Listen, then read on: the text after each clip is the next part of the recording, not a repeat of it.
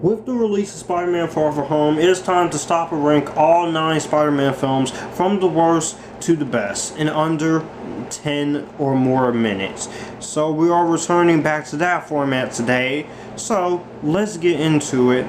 Be sure to follow all my social media links down below. Comment down below what is your ranking. As long as you respect my list, we will be just fine. With that being said, let's start the timer. Coming in 9th place is Venom. The more I think about this movie, the more frustrated I become towards it, and the more irritated I become towards this darn thing. I don't know who thought it was a good idea to make a Venom movie, but somebody at Sony really dropped the ball, because honestly, I'm sorry. This is the worst Spider-Man movie, and this is still the worst movie of 2018 for me. Because what should have been a very surprising, entertaining movie, you had to turn it into a PG-13 Frankenstein's monster, hour and 52-minute mess of a movie. There are some good things in here, like Tom Hardy, Michelle Williams, and I do like the whole look of Venom. I mean, I do like the cinematography and the action scenes and the musical score and a song by Eminem, but that doesn't make up for how lazily the script is, how boring the film is, how cliched the villain is, and how heavily messed up this movie had to be screwed with Sony. So this is just a waste of time, money, and effort. And in the 8th place is The Amazing Spider-Man. Now, I know a bunch of you people really do love this movie, and I know a bunch of you people who think the movie is okay.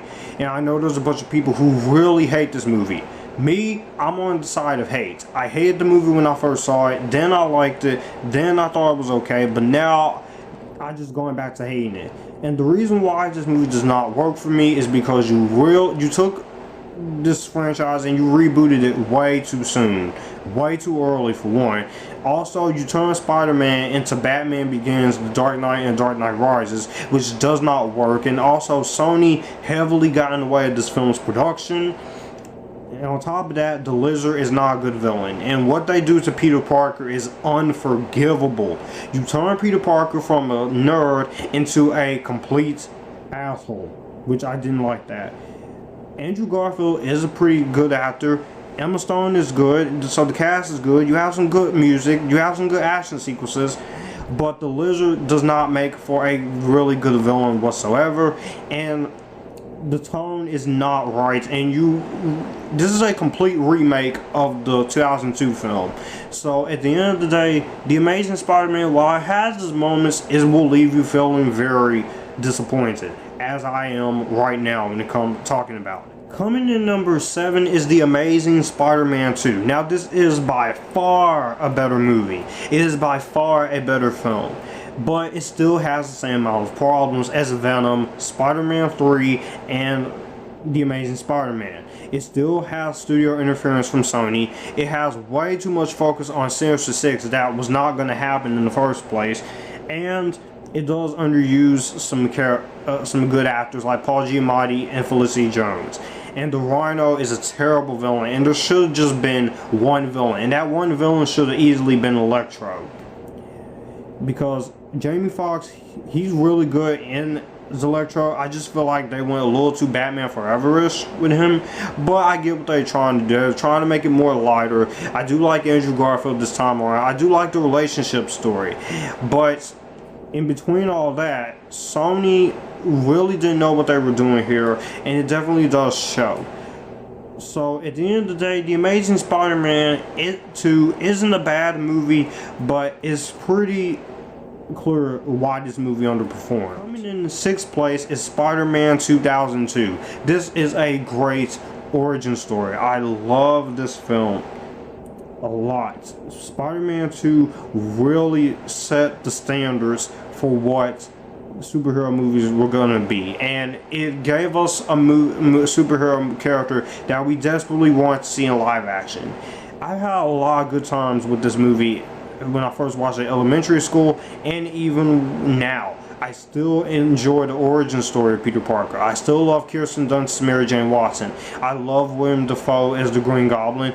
There's a lot of fun moments to be had in the movie, and I love the costume of the Green Goblin. Yes, it's like a Power Ranger-esque suit, but I can take it or leave it. And Danny Elfman's score is still really awesome to hear every time I watch this movie, and the title sequence is awesome. And Tobey Maguire is still the definitive Spider-Man. So Spider-Man is at number 6. In 5th place is Spider-Man Far From Home.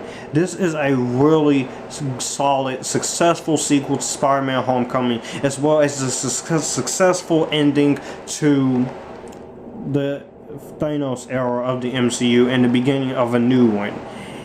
I love the idea of a post-apocalyptic world after the reverse snap, and seeing Spider-Man having to deal with the loss of his mentor. We also got a great villain in Mysterio, a lot of great jokes.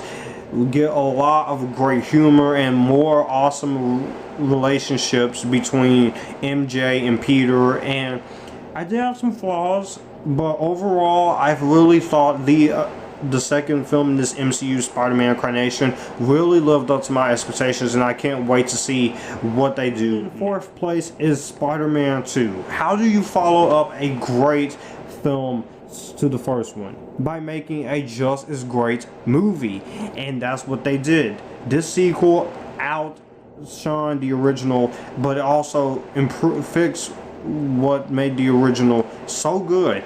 Dr. Octopus is a very entertaining villain. I really love the train sequence, and that is the most memorable scene in any movie.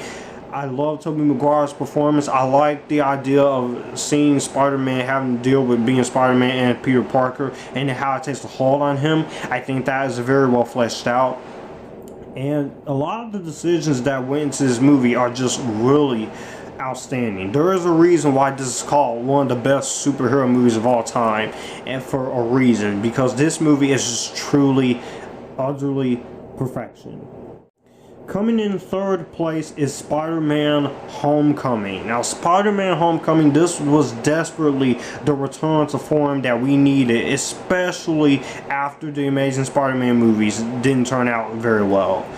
This captured Spider-Man amazingly well. He's a high schooler, he has problems, he's being a superhero, and also Tony Stark as the mentor, I thought was really fantastic. Robert Downey Jr. was really great. A lot of great moments of dialogue, especially the line he says, "If you're nothing without the suit, then you don't deserve it."